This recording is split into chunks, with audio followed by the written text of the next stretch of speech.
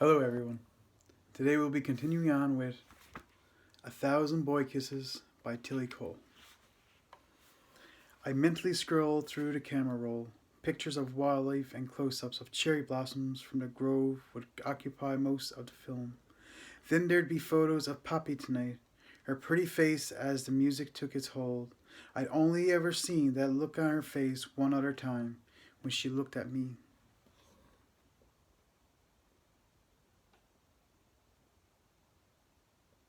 To Poppy, I was as special to her as music was.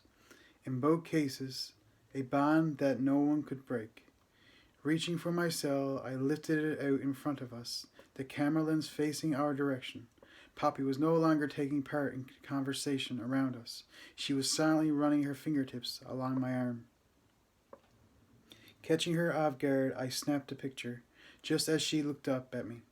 I let out a single laugh when her eyes narrowed in annoyance. I knew she wasn't angry, though, despite her effort to look so. Poppy loved any picture of us I took, even if it was taken when she last expected. When I focused on my cell, my heart immediately started slamming against my chest.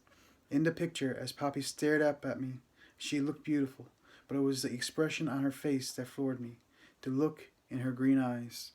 In this moment, this single captured moment, there was that expression, the one she gave to me as readily as she gave to her music, the one that told me I had her just as much as she had me, the one that ensured we had stayed together all these years, the one that said even though we were young, we knew we'd found our soulmate in the other. Let me see. Poppy's quiet voice pulled my attention from the screen. She smiled at me and I lowered the phone to let her see. I watched Poppy, not the picture, as her gaze fell upon the screen. I watched as her eyes softened and a whisper of a smile ghosted on her lips. Rune, she whispered. As she reached down to take hold of my free hand, I squeezed her hand and she said, I want a copy of that one. It's perfect. I nodded and kissed her head. And this is why I love photography, I thought. It could pull out emotion, raw emotion, from a split second in time. Turning off my phone's camera, I saw the time displayed on the screen. Poppyman, I said quietly. We had to head home. It's getting late. Poppy nodded. I got to my feet and pulled her upright. You heading out? Justin asked. I nodded. Yeah, I'll catch you Monday. I threw him all a wave and took hold of Poppy's hand. We didn't say much as we made our way home. When we stopped at Poppy's door, I took her in my arms and pulled her to my chest. I placed my hand on the side of her neck. Poppy looked up. I'm so proud of you, Poppyman. There's no doubt that you'll get into Juilliard. Your dream of playing at Carnegie Hall will come true. Poppy smiled brightly and tugged on a camera strap around my neck.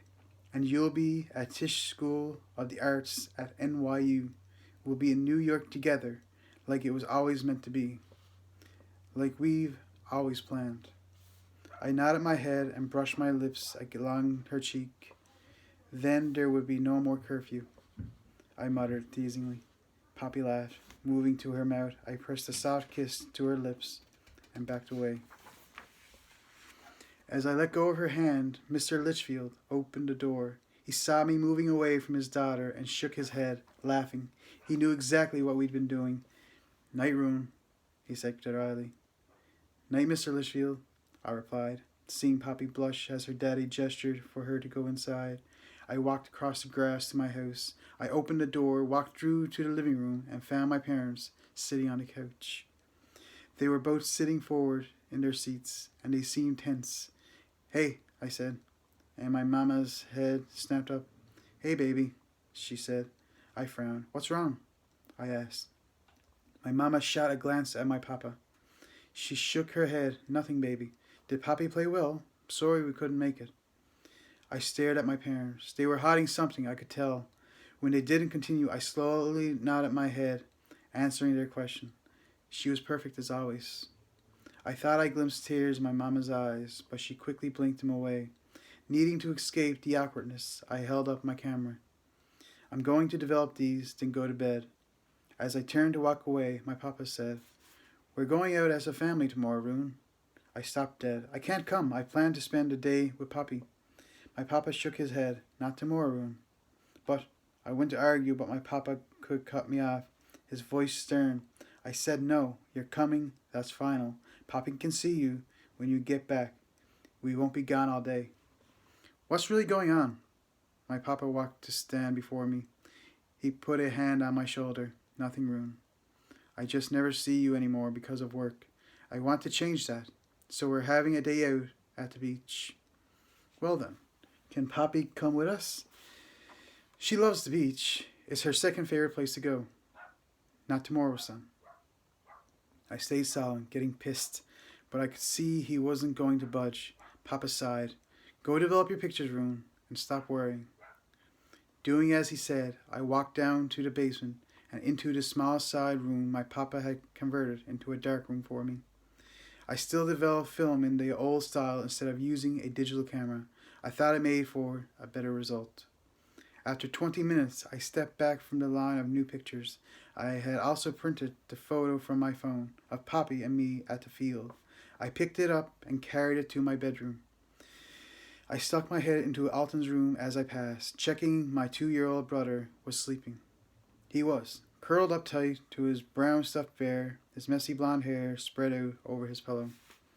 I pushed through my door and turned on my lamp. I looked at the clock, registering it was near midnight. Running my hand through my hair, I made my way to the window and smiled when I saw the Litchfield house in darkness, save for the dim light from Poppy's nightlight. Poppy's sign that the coast was clear for me to sneak in. I locked my bedroom door and switched off the lamp. The room was plunged into darkness. I quickly changed into my sleep pants and shirt. Silently, I lifted the window and climbed out. I sprinted across the grass between our two houses and crawled inside Poppy's room, closing the window as quietly as I could. Poppy was in bed, tucked under the covers. Her eyes were closed and her breathing was soft and even. Smiling at how cute she looked, with her cheek resting in her hand, I patted over, placed her present on the nightstand, and climbed in beside her. I lay beside her, my head dropping to share her pillow. We'd done this for years. The first night I stayed over was a mistake.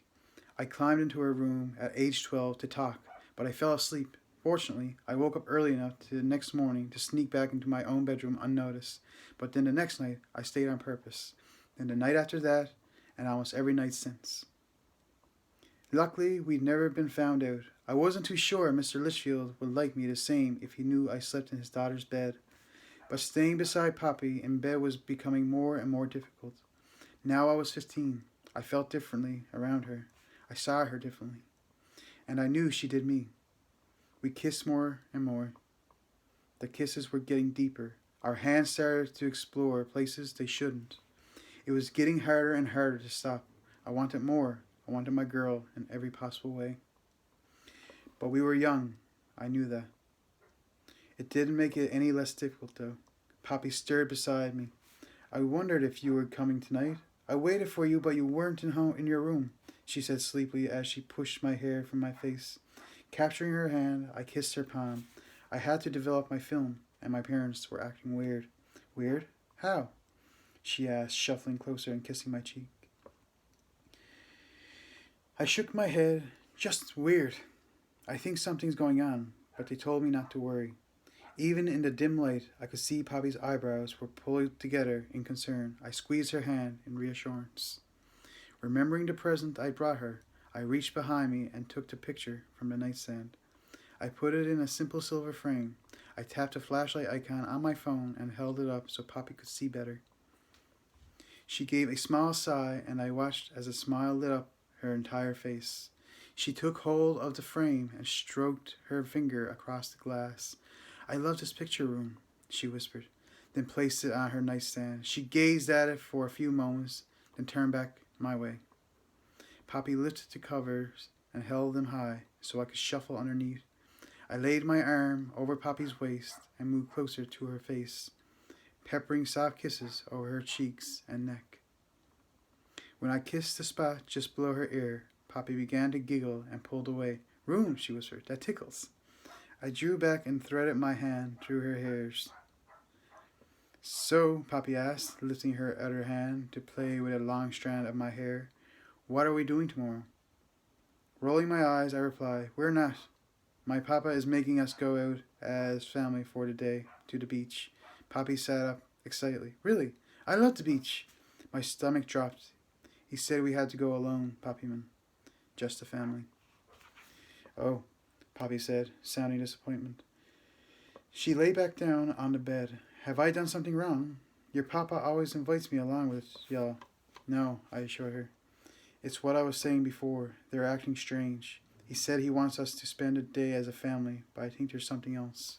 Okay, Poppy said, but I could hear the sad tone in her voice. I cupped her head in my hand and promised, I'll be back for dinner.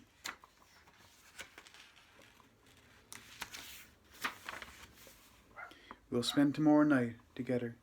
She took hold of my wrist. Good.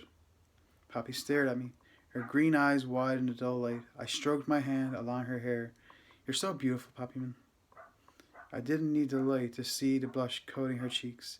I closed the small space between us and crushed my lips against hers. Poppy sighed as I pushed my tongue into her mouth, her hands moving to grip onto my hair. It felt too good. Poppy's mouth growing hotter and hotter the more we kissed, my hands dropping to run down her bare arms and down over her waist. Poppy shifted onto her back as my hand slipped down to touch her leg. I followed and moved above her, Poppy snapping her mouth from mine with a gasp. But I didn't stop kissing her. I dragged my lips over her jaw to kiss along her neck, my hand moving beneath her nightdress to stroke the soft skin of her waist. Poppy's fingers pulled at my hair, and her leg lifted to wrap around the back of my thigh. I groaned against her throat, moving back up to take her mouth with mine. As my tongue slid against hers, I traced my fingers further up her body. Poppy broke from the kiss. Rune. I dropped my head to the crook between her neck and shoulder, breathing deeply. I wanted her so much it was almost too much to take. I breathed in and out as Poppy dropped her hand to stroke up and down my back. I focused on the rhythm of her fingers, forcing myself to calm down. Minutes and minutes passed, but I didn't move. I was content lying over Poppy, breathing in her delicate scent, my hand pressing against her soft stomach. Rune? Poppy whispered. I lifted my head. Poppy's hand was immediately on my cheek. Baby, she whispered, and I could hear the worry in her voice. I'm okay, I whispered back, keeping my voice as quiet as possible so as not to disturb her parents. I looked deep into her eyes. I just want you so damn much. I dropped my forehead to hers and added, when we're like this, when we let it get this far, I kind of lose my mind. Poppy's fingers threaded through my hair, and I closed my eyes, loving her touch. I'm sorry, No, I said forcefully. A little louder than intended, I shifted back. Poppy's eyes were huge. Don't ever apologize for this, for stopping me. It's never something you have to be sorry for. Poppy parted her swollen lips and let out a long sigh. Thank you, she whispered. I moved my hand and lowered my fingers to link them through hers. Shifting to the side, I opened my arms and flicked my head for her to come to me. She laid her head on my chest. I closed my eyes and just worked on breathing. Eventually, sleep began to take me. Poppy's fingers traced up and down my stomach. I had almost drifted off when Poppy whispered, You're my everything, Rune Christensen. I hope you know that. My eyes snapped open at her words, my chest feeling full. Placing my finger under her chin, I tipped her head upward. Her mouth was waiting for my kiss. I kissed her gently, softly, and slowly withdrew. Poppy's eyes remained closed as she smiled. Feeling like my chest would explode at the contented look on her face, I whispered, for infinity. Poppy snuggled back into my chest and whispered back, forever always. And we both fell asleep. That'll do it for this video, but I hope to see you again tomorrow, where I may be doing a few more videos actually. So hope to see you then. Bye.